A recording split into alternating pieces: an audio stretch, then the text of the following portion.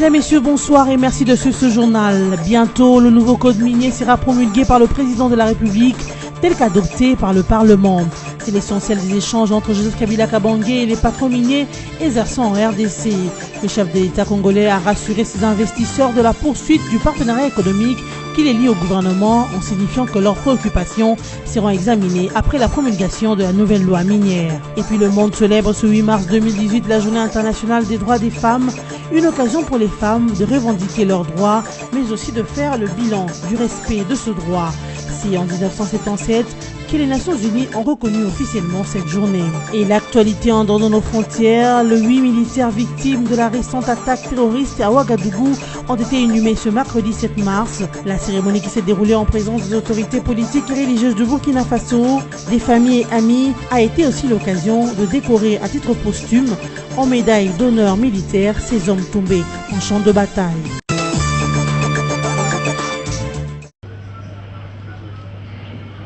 Le président de la République va promulguer incessamment le nouveau code minier tel qu'adopté au Parlement au courant du mois de février dernier. C'est ce que l'on peut retenir de l'audience que Joseph Kabila a accordée mercredi 7 mars 2018 au Palais des Nations à un groupe de représentants de l'industrie minière à leur demande. Pendant près de 7 heures, soit de 14h30 à 21h, le chef de l'État s'est entretenu avec ses représentants pour clarifier certains aspects du nouveau code minier après que ces derniers ont soulevé quelques inquiétudes qu'ils estiment de nature à affecter leurs opérations sur le terrain. Selon le communiqué de presse émanant de cette rencontre, le président Kabila a rassuré ses interlocuteurs de la poursuite du partenariat économique qui les lie au gouvernement avant de promettre que leurs desiderata seront examinés après la promulgation de la loi minière. Les représentants du secteur minier ont soulevé quelques inquiétudes susceptibles d'affecter leurs opérations sur le terrain.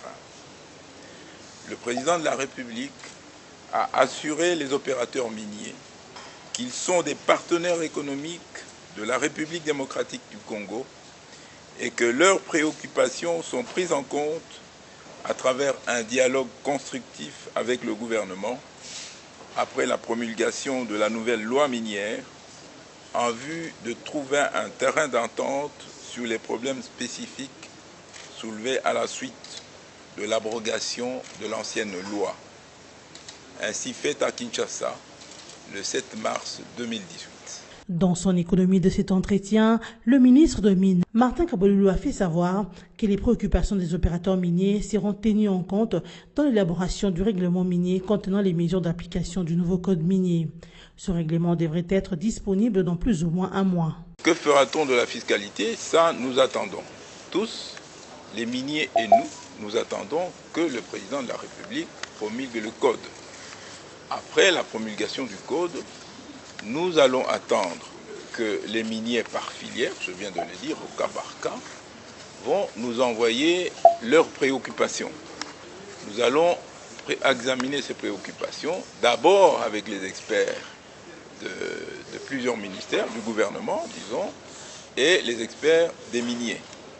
Alors, le rapport nous sera fait et nous allons porter ces problèmes au cas par cas.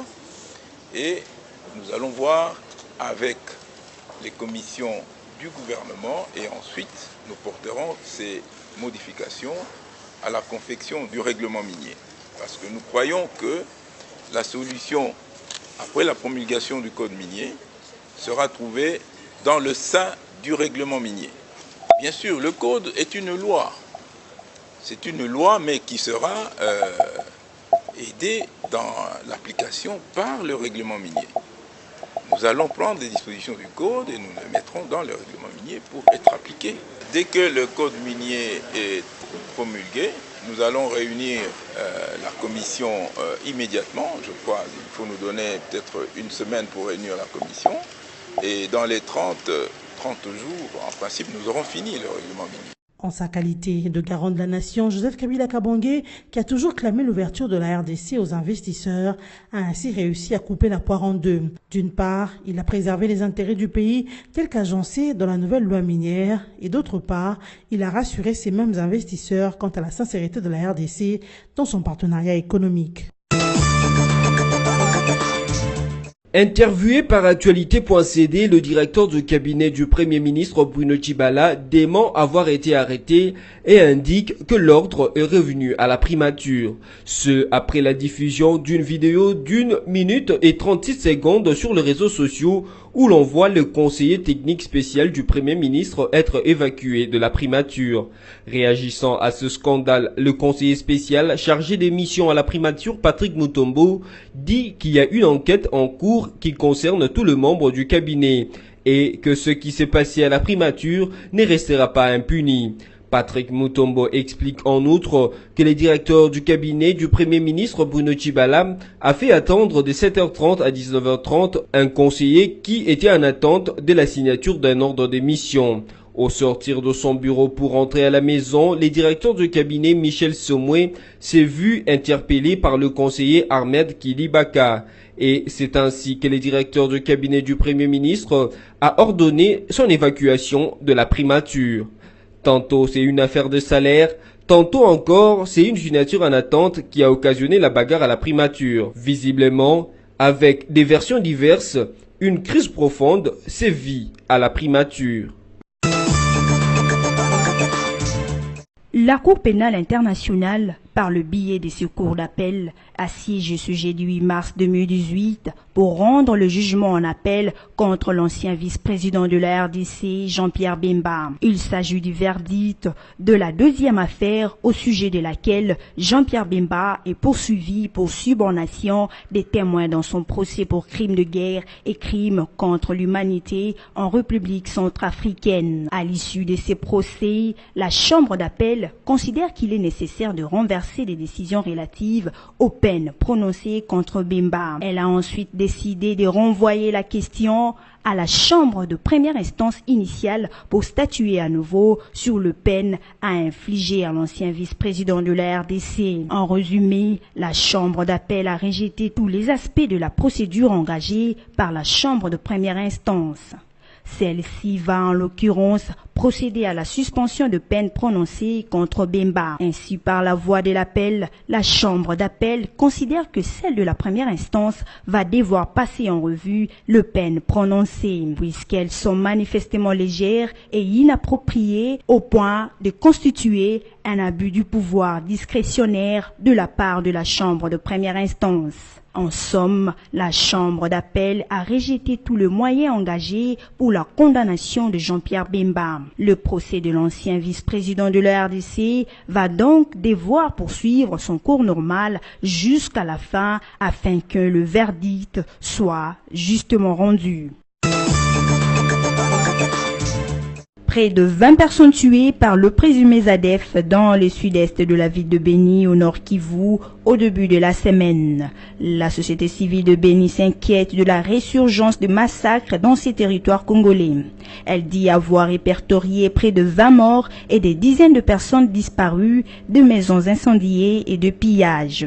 Les habitants de la ville de Béni sont à nouveau terrorisés et désemparés vu que cet assaut n'a duré que 48 heures mais a occasionné les massacres sauvages de plusieurs personnes innocentes.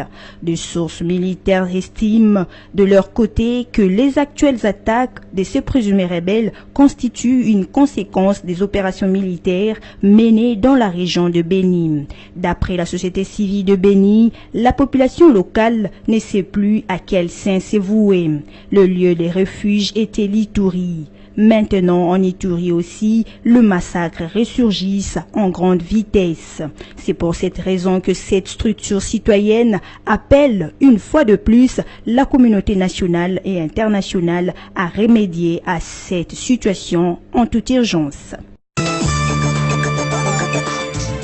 Célébration de la Journée internationale des droits des femmes ce jeudi 8 mars 2018. À Kinshasa, plusieurs activités sont organisées à l'honneur de la femme, notamment le marathon organisé par le ministère du Genre, Enfants et Familles dans la commune de Lantsele. Mais d'où est venue la célébration du 8 mars? Pour la petite histoire, cette journée a été initiée pour la première fois par la journaliste Clara Zetkim en 1910 et un groupe des femmes d'Amérique et d'Europe qui réclamaient le droit au vote en 1911. Si en 1977, fête lors du regain féministe des années 70 que les Nations Unies ont adopté officiellement cette journée en cette date du 8 mars. Une manière de permettre aux femmes de revendiquer leurs droits et l'égalité d'expression entre l'homme et la femme dans le milieu professionnel.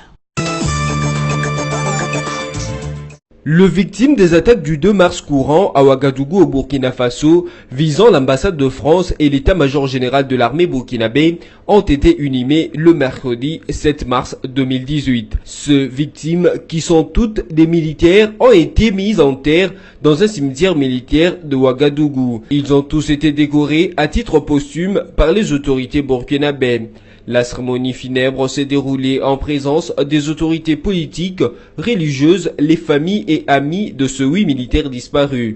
Tous venus rendre un dernier hommage à ce soldat tombé dans l'attaque du 2 mars revendiquée par le groupe de soutien à l'islam et aux musulmans liés à Al-Qaïda. Les 8 militaires ont été décorés à titre posthume avec des médailles d'honneur militaire. Le général Oumarou Sadou, chef d'état-major général de l'armée burkinabé, a salué le courage et le sacrifice de ces hommes tombés sur le champ de bataille. Mais il rassure que le Burkina Faso ne baissera pas les armes, tant que les terroristes ne seront pas vaincus. Mesdames, Messieurs, voici le rappel de principaux titres de ce journal. Bientôt, le nouveau code minier sera promulgué par le président de la République, tel qu'adopté par le Parlement. C'est l'essentiel des échanges entre Joseph Kabila Kabange et les patrons miniers exerçant en RDC.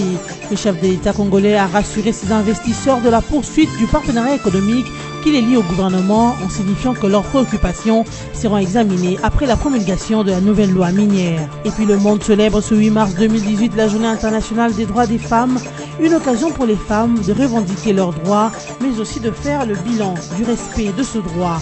C'est en 1977 que les Nations Unies ont reconnu officiellement cette journée. Et l'actualité en dehors de nos frontières, les 8 militaires victimes de la récente attaque terroriste à Ouagadougou ont été inhumés ce mercredi 7 mars. La cérémonie qui s'est déroulée en présence des autorités politiques et religieuses du Burkina Faso, des familles et amis, a été aussi l'occasion de décorer à titre posthume en médaille d'honneur militaire ces hommes tombés en champ de bataille. Ainsi se termine cette édition d'information. Merci de votre attention.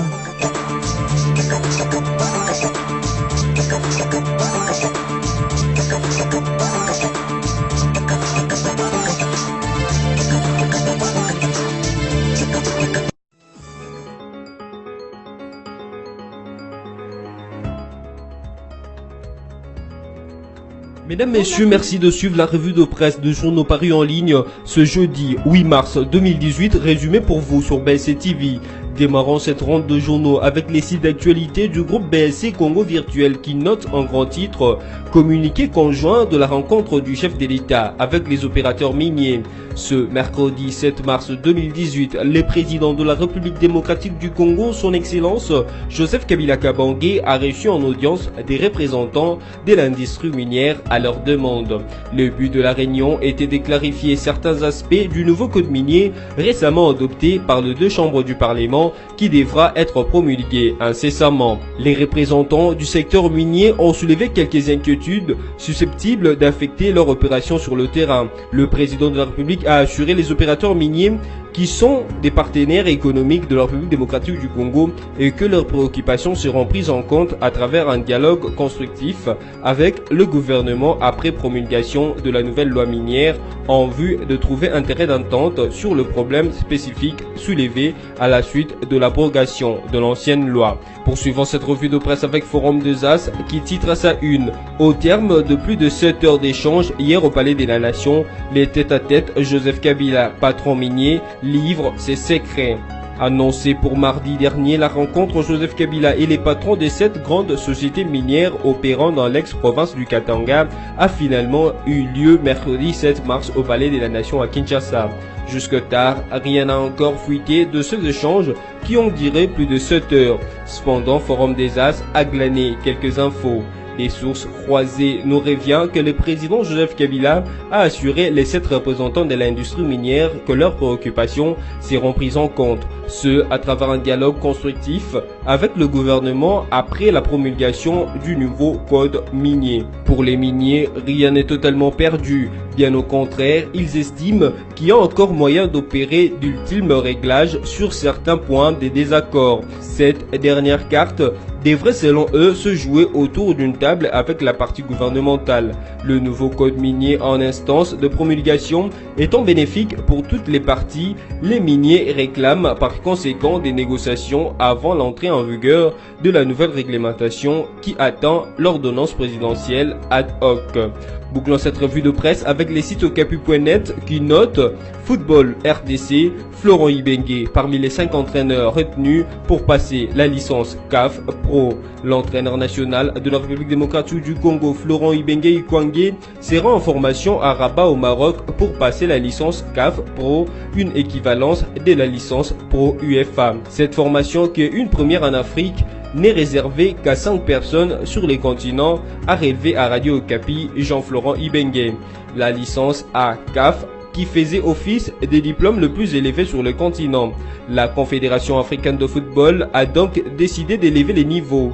Elle a lancé à Rabat au Maroc sa licence Pro. La licence CAF Pro sera un exemple à suivre pour développer la formation des entraîneurs en leur offrant l'occasion d'obtenir une licence de catégorie supérieure, a confié Ahmed Ahmed, le président de la CAF. Le Maroc sera le premier pays d'implantation de ce nouveau diplôme qui consacrera des techniciens africains après 2 ans de cours. C'est ainsi que s'achève cette revue de presse. Merci à vous qui l'avez suivi et bonne suite de programme sur BC TV, votre chaîne.